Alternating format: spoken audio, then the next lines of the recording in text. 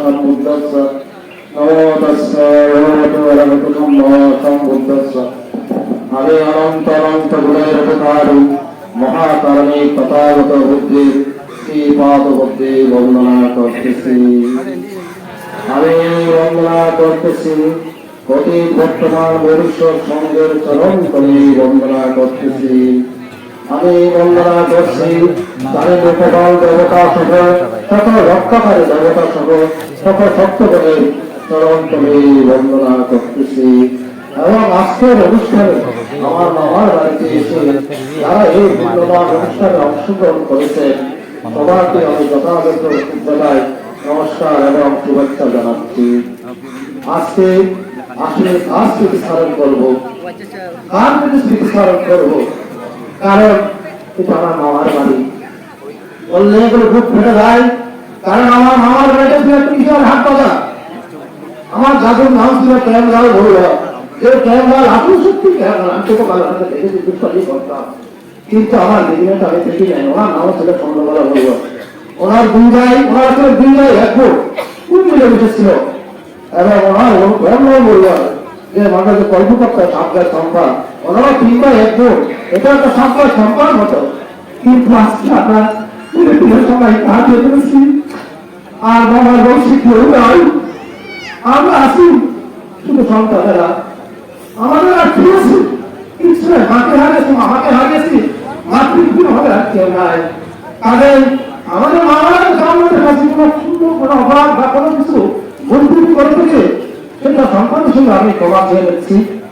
কারণ মন্ত্র বলেছেন যখন দেব মনুষ্যগণ আমি একটু ধর্মদেশনা করবো, আমাদের দেব মনুষ্যগণ ব্রহ্মগণ বারমুক্ত চিন্তা করে কিছু মঙ্গল হয় সে জিনিসটা বাই করতে পারে নাই। যখন স্বয়ং ব্রহ্ম আসে, স্বয়ং আমাদের তথাগত গৌতম বুদ্ধকে বস্ত্র করতেছে, তথাগত বলতে ভগবান কি করলে দেবস্ব মনুষ্যগণের মঙ্গল হয়, তখন উনি সেই আত্মীয়তার মঙ্গল ব্রহ্মগণের উদ্দেশ্যে বলেছিলেন। সেই মঙ্গল সূত্রের মধ্যে আমি একটা আইন বলতেছি, মাতা কিন্তু এত মঙ্গল উত্তম। তাহলে আজকে তো আমাদের মাথা দিচ্ছা, আমাদের ব্রহ্মপুত্র মাথা, আমাদের মামা, আমাদের পিতৃ বাবা স্বয়ং আসেন, আমার বাবা অবস্থিত আছে। আমরা ওরা তো সবসময় চিন্তা করি এখন বাবার আমি একমাত্র আছে, আমাদেরকে দেখা হতো আর কেউ নাই। তাহলে আমরা মাথা দিতে করতাম সুস্থ সম্ভব, আমরা আমাদের এই কিভাবে শোধ করবো? কোন টাকা পয়সা ঘর বাড়ি রাখা আমরা কিছু নিতে পারবো না, কেউ কিছু দিতে পারবো না। কারণ আমাদের জগৎ সংসারটা হচ্ছে অনিত্য, এখানে কেউ কারো নয়। লৌকিক দৃষ্টিতে আমরা আমার মা নেই, আমার বাবা নেই, আমার বউ, কিন্তু লোকত্ব দৃষ্টিতে আমরা কেউ কারো না, আমি আমার না। আপনারা চিন্তা করবেন আজকে যারা এই অনিত্যতা সময় এসেছে আপনারা অতীত পূর্ণবান।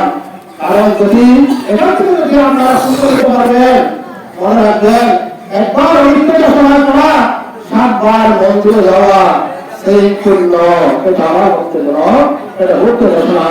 ভক্ত বলেছেন আমি একবার দেখাশোনা করেন, দেখেন দেখে যদি বড় চিন্তা করেন মরণীয় ভবিষ্যতি বড় স্মৃতি মরণা মরণীতি মরস্মৃতি মরণম।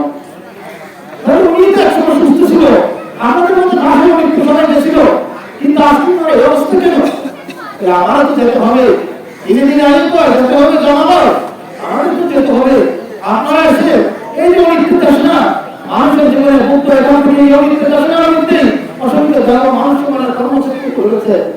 আপনারা এই এসে এখানে আসতে আমাদের অনেক পণ্ডিত ব্যক্তি আছেন, পণ্ডিত ভিক্ষু সংখ্যা আছেন, আমি ওনাদের কারণে বন্দনা করতেছি। কারণ ওনাদের থেকে আমরা ধর্মটা শুনবেন, কিভাবে শুনবেন? আপনারা 3টা জিনিস সংযম রাখবেন, কায় সংযম, বাক্য সংযম, মন সংযম। এই 3টা জিনিস সংযম যদি আপনারা ধর্মদেশনা শুনতে পারে, যদি আজকে আমার মামার কাছে এসে আমার মামাকে দেখার মধ্যে কিছু নাই, কারণ কিছু নাই কেন? কারণ আমরা কেউ জানি না উনি একত্রিশ লোকের মধ্যে কোথায় আছে।